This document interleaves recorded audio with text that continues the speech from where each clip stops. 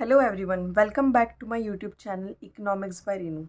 आज हम देखेंगे कि आईएमएफ क्या है, उसकी मीनिंग्स क्या है, ऑब्जेक्टिव्स क्या हैं, फीचर्स क्या क्या होते हैं और उसने अभी तक क्या क्या अचीवमेंट्स करी हैं। तो IMF stands for international monetary fund. Monetary fund का मतलब ही क्या होता है कि एक ऐसा इंस्टीट्यूशन जो कि बाकी अपने मेंबर कंट्रीज़ को जो है कि मॉनेटरी वे में हेल्प कर सके।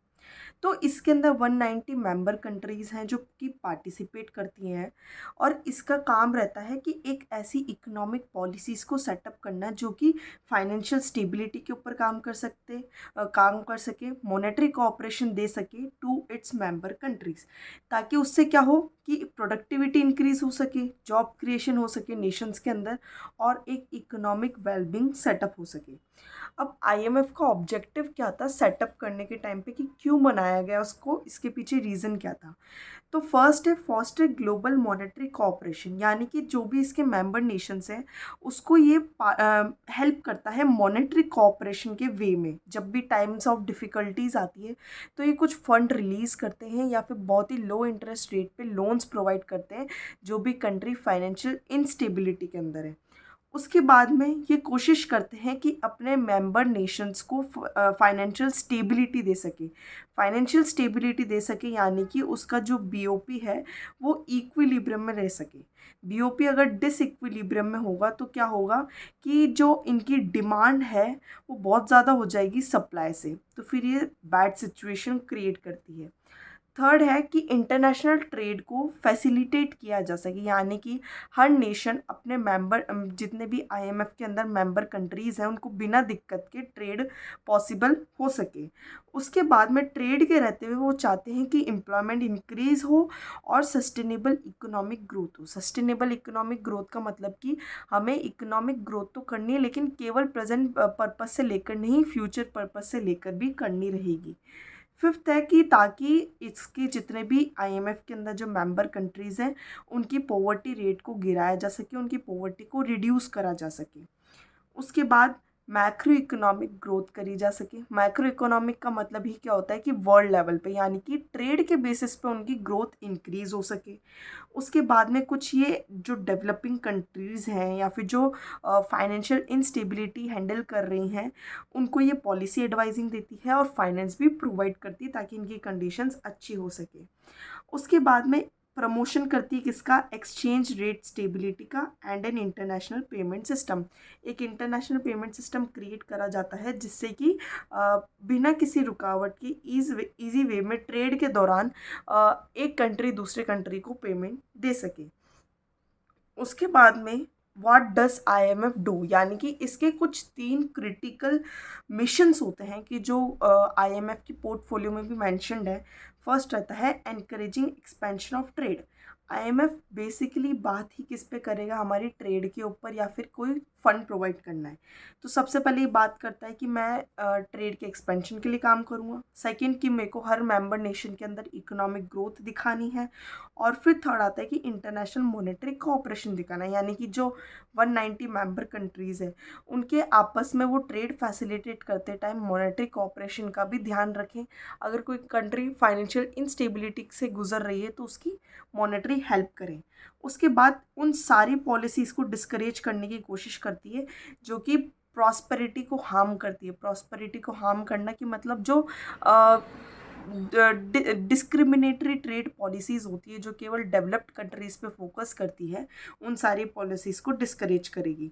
उसके बाद में कुछ मिशंस फुलफ़िल किए जाते हैं मेंबर कंट्रीज़ के लिए ताकि वो कोलैबोरेटिव तरीके से काम कर सके एक इंटरनेशनल बॉडी के रहते हुए। उसके बाद में हमको देखना है कि आईएमएफ के फंक्शंस क्या क्या हैं। तो तीन मेजर फंक्शंस हैं कि सबसे पहले ये फाइनेंशियल असिस्टेंस प्रोवाइड करता है मेंबर नेशंस को ताकि इनका जो बीओपी का प्रॉब्लम है वो मीट करा जा सके। उसके बाद में IMF lend money to replenish international reserves. जो इंटरनेशनल रिजर्व है उसके थ्रू भी ये कोशिश करता है कि उसके अंदर मैं मनी लैंड करता रहूं ताकि वो अच्छे तरीके से स्टेमुलेट होता रहे। उसके बाद में जो अलग अलग कंट्रीज़ हैं उनका जो करेंसीज है उसको स्टेबलाइज किया जा सके ताकि ट्रेड प्रमोशन में आए। उसके बाद में जो इकोनॉमिक ग्रोथ है उसकी कंडीशंस को स्ट्रेंथन करना, भले वो डेवलप्ड कंट्रीज़ हो या फिर डेवलपिंग कंट्रीज़ हो। फिर आता है सेकंड हमारे पास आईएमएफ सर्वेलेंस। सर्वेलेंस का मतलब ही क्या होता है, देख रेख करना या फिर मैनेजमेंट उसका प्रॉपरली वॉच डॉग की तरह ओवरसी करना। तो आईएमएफ पूरी कोशिश करता है कि जितने भी इकोनॉमिक और फाइनेंशियल पॉलिसीज़ है उसके 190 मेंबर कंट्रीज़ की, उसको टाइम टू टाइम ओवरसी करता रहे। As a part of this process, which take place both at global level and an individual countries, the IMF highlights possible risk to stability and advise on needed policy adjustment. तो जब IMF surveillance करता है तो उसको पता लग जाता है कि किस नेशन के अंदर क्या प्रॉब्लम आनी चाहिए, आने वाली है, या फिर इस प्रॉब्लम को कैसे मीट किया जा सके। तो IMF सर्वेलेंस के थ्रू जब उनको ये प्रॉब्लम्स पता लगती है तो वो उस पर्टिकुलर कंट्री को बताते हैं कि आपके पास ये प्रॉब्लम रिस्क आने वाली है, आप इसके लिए ये पॉलिसीज़ अपनाएंगे तो आपकी कंडीशन सुधर सकती है। उसके बाद थर्ड आता है capacity building. It provides technical assistance and training to central banks, finance ministry, tax authorities and other economic institutions. For example India की बात करें तो इंडिया की बात करते हैं तो आईएमएफ बहुत सी बार टेक्निकल असिस्टेंस देती है आरबीआई के मेंबर्स को, जो हमारे फाइनेंस मिनिस्ट्री है उसको, ताकि एक अच्छा इकोनॉमिक इंस्टीट्यूशन का डेवलपमेंट हो सके। This help country raise public revenues, modernize banking system, develop strong legal framework, improve governance, and enhance the reporting of macroeconomic and financial data. It also help countries to make progress toward SDGs. SDGs का मतलब क्या हुआ, sustainable development goals. यानी कि capacity development के through जब training दी जाती है तो उनको ये सारी बातें सिखाई जाती है कि आपको एक तो गवर्नेंस इंप्रूव करके रखना है, मैक्रो इकोनॉमिक और फाइनेंशियल स्टेबिलिटी रखनी है विद डेटा, ताकि हर कंडीशन में उसको सुधारा जा सके। उसके बाद में आते हैं हमारे अचीवमेंट्स कि आईएमएफ ने अभी तक जो भी जिस बेसिस के ऊपर इसका इस्टेब्लिशमेंट हुआ है उसके रहते आईएमएफ ने क्या क्या अचीवमेंट्स करी हैं। तो इन टोटल आईएमएफ की 15 अचीवमेंट्स, उसको एक एक करके देख लेते हैं। सबसे फर्स्ट कि इसने इस्टेब्लिशमेंट करा है एक मॉनेटरी रिजर्व फंड का। तो इसके पास में बहुत सारी कंट्रीज़ हैं जिनकी अलग अलग करेंसीज़ हैं, उन सब का ये एक साइजेबल स्टॉक रखता है ताकि eight the time of difficulty उनको हेल्प करा जा सके।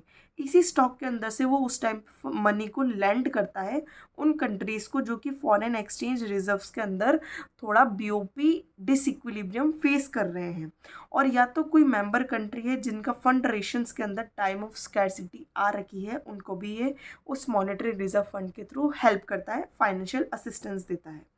सेकेंड आता है हमारा monetary discipline and cooperation.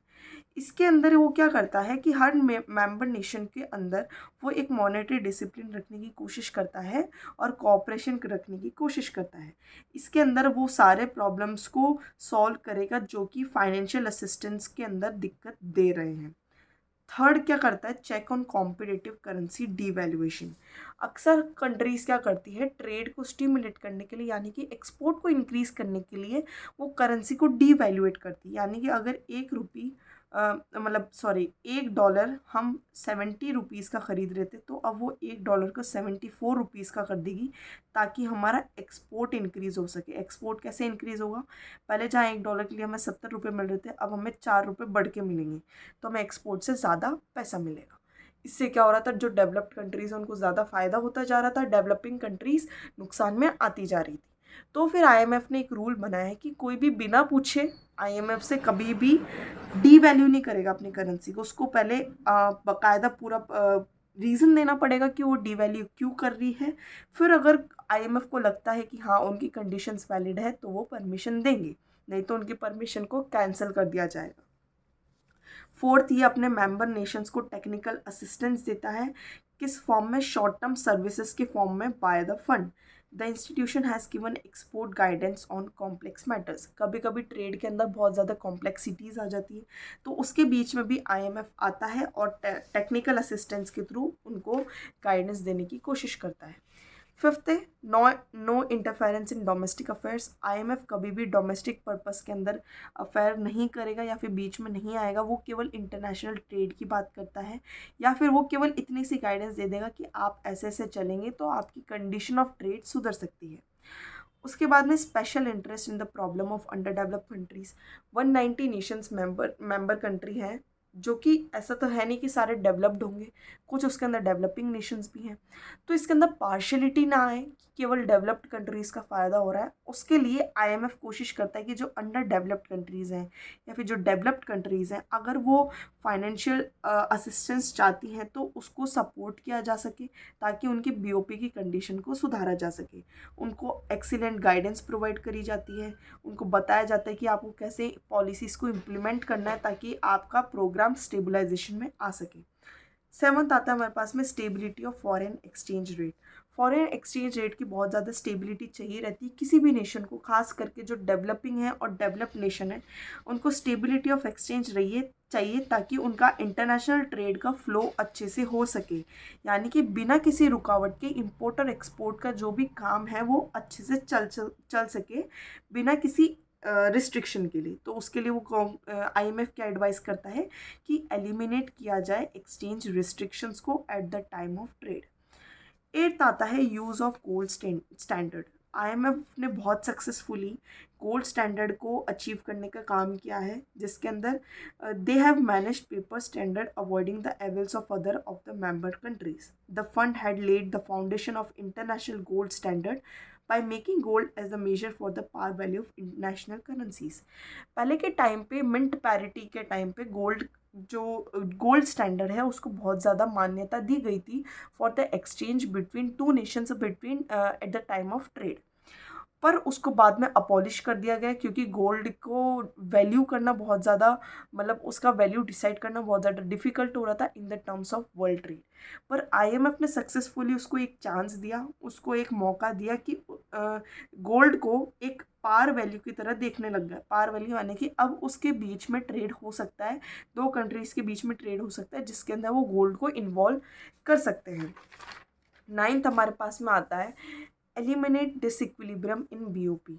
IMF पूरी कोशिश करेगा कि वो जो शॉर्ट टर्म डिसइक्विलिब्रियम आता है मेंबर कंट्रीज़ के पास में, उसको एलिमिनेट किया जाए। डिसइक्विलिब्रियम इन बीओपी का मतलब क्या होता है कि जो भी कंट्री है उसका इम्पोर्ट ज़्यादा है एज़ कम्पेयर टू एक्सपोर्ट, और अगर इम्पोर्ट ज़्यादा होगा तो करेंसी का आउटफ्लो इंक्रीज़ हो जाएगा, यानी कि आपके नेशन से आपकी ही करेंसी कम होती जा रही है। टेंथ आता है improvement of multilateral trade and payments.